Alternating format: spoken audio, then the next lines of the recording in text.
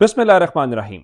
लाखों करोड़ों दुरूदो सलाम मोहम्मद मुस्तफ़ा सल्लल्लाहु अलैहि वसल्लम और आले मोहम्मद पर। मैं हूं उमर दराज गोंदल। आज मैंने आपको ये बताया था और सुनाया भी था, फवाद चौधरी साहब ये कह रहे हैं कि जब से जनरल आसिम मुनीर ने कमान संभाली है, इस्टेब्लिशमेंट के मामलात को लेके कोई 50% बेहतरी आई है, या उनका फ्रेंकली स्पीकिंग 50% से ज्यादा ही हो। कुछ लोग खुद से भी बातें कर देते हैं कि हमें कॉल्स आई हैं या हमें डराया और धमकाया गया। लेकिन अब से थोड़ी देर पहले इमरान खान साहब ने एक इंटरव्यू दिया, और खान साहब ने जो इंटरव्यू दिया है उसके अंदर वो इस्टेब्लिशमेंट को लेके बिल्कुल अलग बात कर रहे हैं, जिसमें जहां तक ये बात है कि क्या इस्टेब्लिशमेंट वाकईतन न्यूट्रल है और मौजूदा जो मामलात हैं वो सिर्फ और सिर्फ सियासी ताकतों के दरमियान है।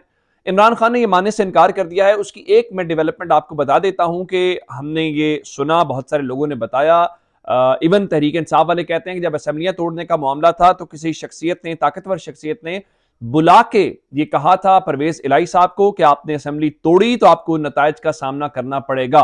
परवेज इलाही वहां पे कह के आ गए कि ठीक है, मैं असेंबली तोड़ रहा हूं, आपने जो करना है आप कर लीजिएगा, क्योंकि उनको यही कहा गया था मुकदमात आपके खिलाफ बनेंगे। उन्होंने कहा बिस्मिल्लाह। अब इमरान खान क्या समझ रहे हैं कि एस्टैब्लिशमेंट का क्या रोल है, क्या कुछ हो रहा है, या कोई फर्क पड़ा है या नहीं पड़ा, जरा इमरान खान की जबानी खुद सुन लीजिए।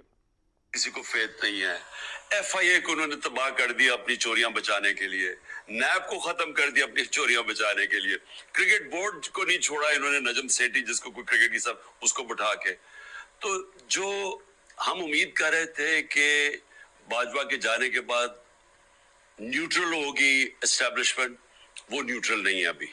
अभी न्यूट्रल नहीं है। जो पंजाब कह रहे थे कि हम होंगे, जो मुझे अफसोस से कहना पड़ता है कि जो पंजाब के अंदर हुआ, जिस तरह इन्होंने चौधरी परवेज इलाही को आके ये यहाँ के जो ये जो मिस्टर एक्स एंड वाई हैं, इन्होंने जिस तरह जोर लगाया कि आपने नून लीग या ज्वाइन करें और या फिर नो कॉन्फ्रेंस, यानी धमकियां दी कि उनके हम करप्शन केसेस सामने ले आएंगे। हमारे यहाँ एमपीज को जिस तरह इन्होंने दबाव में लाया, इमरान खान के ऊपर कांटा डाल दिया है, इसको आप भूल जाए। तो कैसे डाले भाई? अवाम जिसके साथ हो उस पे आप कांटा कैसे डाल सकते हैं? वो कहते हैं ना, कोई तारीख से कुछ सीखा नहीं है कि मुझे रुमान के पर कांटा डाल के मुल्क पे कांटा डाल दिया, आधा मुल्क टूट गया। कितनी एग्जांपल्स हैं। यानी इमरान खान बहुत वाज़ेह अंदाज के अंदर कह रहे हैं कि ये जो मौजूदा इस्टेब्लिशमेंट है वो न्यूट्रल नहीं है। अच्छा, माजी में होता ये रहा है कि इस्टेब्लिशमेंट कहती रही हम न्यूट्रल है, और इमरान खान के बारे में कहा जाता है जी वो इस्टेब्लिशमेंट को न्यूट्रल नहीं होने दे रहे, वो गलत कर रहे हैं। इमरान खान सिर्फ एक कह रहे हैं कि आप न्यूट्रल हो जाएं, हकीकतन न्यूट्रल हो जाएं। लेकिन इमरान खान ने कल जो अमेरिकन मीडिया को इंटरव्यू दिया, उनका देखें इतना आसान नहीं है कि आप ये कहें कि फौज का एक सियासी किरदार था या है तो वो रातों रात खत्म हो जाए। ये टाइम लगता है, और ये कह देने से कुछ नहीं होता, इसके लिए कुछ एक्शंस और कुछ चीजें करनी पड़ती हैं। दूसरी जानब जहां तक कांटे वाली बात है, तो कांटे वाली बात के ऊपर खान साहब ने कुछ और भी बातें की हैं। खान साहब पहले भी कहते हैं कि रेड लाइन सिर्फ अल्लाह की जात लगा सकती है, उसके अलावा कोई इंसान नहीं लगा सकता। इमरान खान ने एक बड़ा वाज़ेह मैसेज दिया है, और इमरान खान लोगों का ख्याल है कि उसको सिस्टम थका देगा मुकदमात के अंदर, नाअहलियों के अंदर, इलेक्शंस के अंदर। लेकिन इमरान खान ने एक पैगाम इस इंटरव्यू के अंदर क्या दिया है कि वो जीतेंगे, हर सूरत जीतेंगे। कैसे, जरा सुन लीजिए। तो ये हम खौफ दूर कर दें कि कोई आपको ये डराएगा, ये जो धमकाना है, मैं ये कर दूंगा, मैं रेड लाइन ड्रॉ कर दूंगा, कोई कुछ नहीं कर सकता। ऊपर अल्लाह है और मेरा ये ईमान है, और इसलिए मैं समझता हूं कि जो मर्जी कर ले मैं जीत जाऊंगा इंशाल्लाह। इमरान खान बहुत डिटर्मिन्ड हैं। वो कह रहे हैं कि ये जो मर्जी कर लें इमरान खान जीत जाएंगे। और अब इस मुल्क के अंदर इस हद तक इमरान खान का खौफ या चीजें हैं कि मार्शल लॉ की बातें फैलाई जा रही हैं। सबसे पहले हमने देखा था कि मैंने आपको बताया भी था कि जावेद चौधरी ने कहा था कि सियासी जमातें आपस में लड़ रही हैं, पाकिस्तान की रीढ़ की हड्डी में इतनी ताकत नहीं है कि बार बार इलेक्शन करवाए जाएं, मुल्क में इस्तेहकाम इस वक्त बहुत जरूरी है, अगर ये इस्तेहकाम मार्शल लॉ से आता है तो मार्शल लॉ लगा देना चाहिए।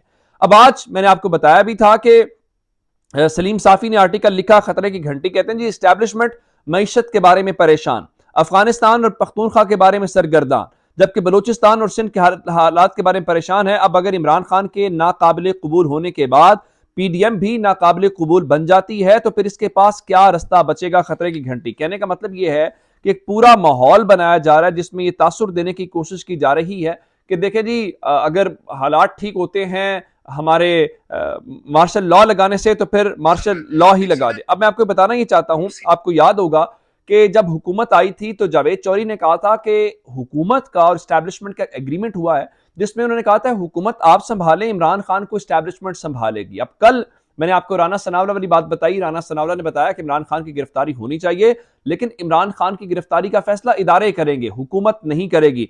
जावेद चौधरी ने उसे क्या बताया था कि इस्टेब्लिशमेंट क्या समझती है कि वो डील कर लेंगे, जरा वो भी सुन लीजिए।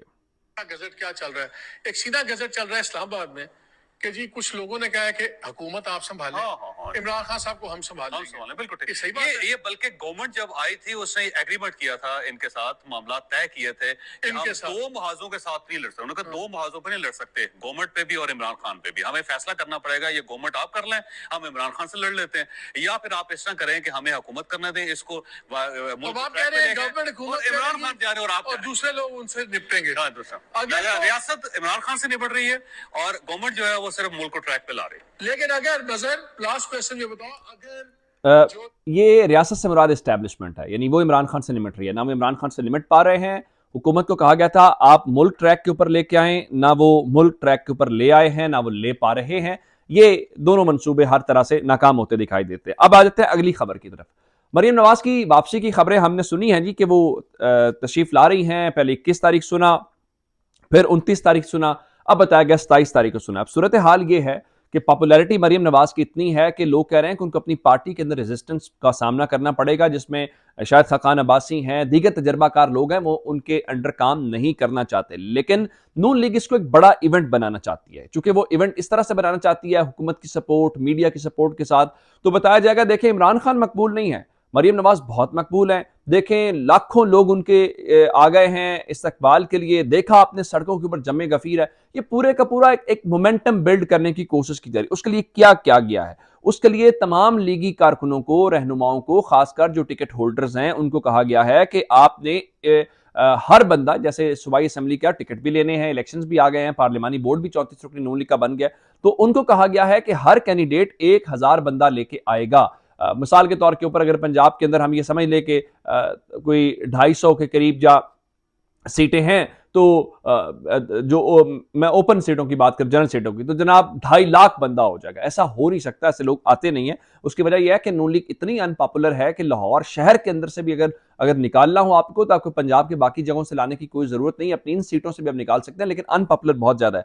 कहा गया जी कारकुनों को मुतहरिक करें, उनको ट्रांसपोर्ट फराहम करनी है, ट्रांसपोर्ट फराहम करें तो हर सूरत। लेकिन उनकी परेशानी यह है कि वो आ तो रही हैं। आज सलमान शहबाज के मुतालिक FIA ने कहा जी हमारे पास कोई सबूत नहीं है, बड़ा मासूम शख्स है, इसने कोई मनी लॉन्ड्रिंग नहीं की, कोई गड़बड़ नहीं की। लेकिन इस चीज को पाकिस्तान तहरीक इंसाफ अंजाम तक पहुंचाना चाहती है। और खबर यह है कि पाकिस्तान तहरीक इंसाफ ने मरियम नवाज की और शहबाज शरीफ की जो बर्रियत है उसको सुप्रीम कोर्ट में चैलेंज करने का फैसला कर लिया है। और मंडे के रोज बताया गया है कि वो इसको अदालत के अंदर चैलेंज करेंगे कि ये बर्रियत जो है खिलाफ कानून है। आप जानते हैं कि नैब की वो तरमीमी जो एक्ट है उसकी वजह से सारे उसके अंदर डुबकियां लगा रहे हैं कि कोई बंदा जिसका केस बना हुआ है, पता नहीं जेलें पाकिस्तान बंद क्यों नहीं कर देता।